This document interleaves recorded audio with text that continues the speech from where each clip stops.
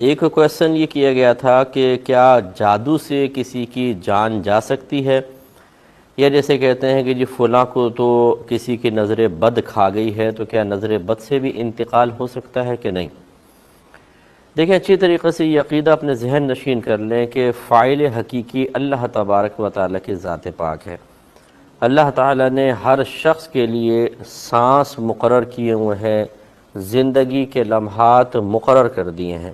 صحیح بخاری شریف کی روایت ہے کہ جب بچہ ماں کے پیٹ میں 4 ماہ کا ہوتا ہے تو اللہ تبارک و تعالیٰ کے حکم سے ایک فرشتہ وہاں پر آتا ہے اور اللہ تبارک و تعالیٰ سے پوچھتا ہے اللہ تعالیٰ میں کیا لکھوں، تو اللہ تعالیٰ فرماتا ہے کہ 4 چیزیں لکھ دے۔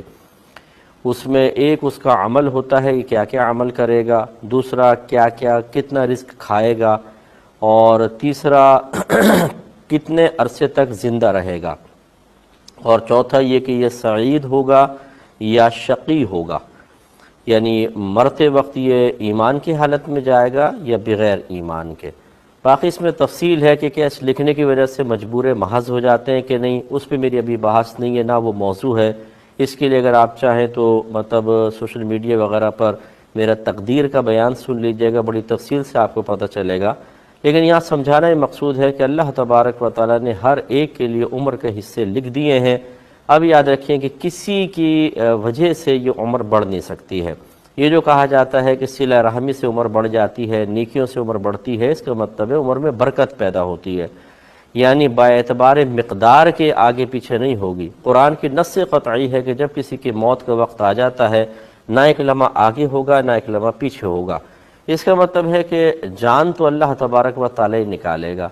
اس کے پیش نظر یہ کہنا بالکل صحیح ہے کہ نہ کوئی جادو سے مار سکتا ہے اور نہ کوئی نظر بد سے مر سکتا ہے، لیکن بعض اوقات ایسا ہوتا ہے کوئی جادو ٹونا کرواتا ہے، کسی کی نظر لگتی ہے اور اس کا اثر میں بارہا یہ عرض کرتا ہوں، ہمارے بعض اوقات لوگ ایک کلپ سنتے ہیں اس پہ تبصرے کرنا شروع کر دیتے ہیں اور دوسرا ان کو سننے کا ٹائم ہی نہیں ہوتا ہوگا۔ ہونا یہ چاہیے کہ جب آپ کسی بات کو سن کر کوئی کلپ کا سیاق و سباق ہٹا کے تھوڑا سا آپ کے سامنے پیش کر رہا ہو تو اس سے نتیجہ مرتب نہ کریں، بلکہ اس کے متعلق اور مزید جو باتیں کہی گئی ہیں ان سب کو جمع کریں۔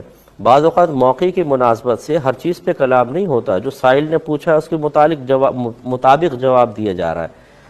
تو میں نے کبھی بھی اس کا انکار نہیں کیا کہ جادو ٹونا یا نظر بد یہ اثر نہیں رکھتی ہیں۔ میں نے ہمیشہ یہ کہا ہے کہ یہ اثر رکھتی ہیں، لیکن ان کا اثر وہیں ظاہر ہوگا جب اللہ تبارک و تعالیٰ کی مشیت چاہے گی۔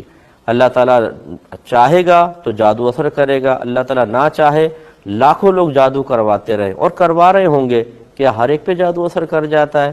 نہیں ہوگا۔ تو بس اب یہ اچھی طرح یاد رکھیں، اگر کسی نے جادو کروایا اور اللہ تعالیٰ کی مرضی نہیں ہے تو آپ قسم کھا کے کہہ سکتے ہیں کہ یہ جادو اس کو مار نہیں سکتا ہے، کیونکہ اللہ کی مرضی نہیں ہے۔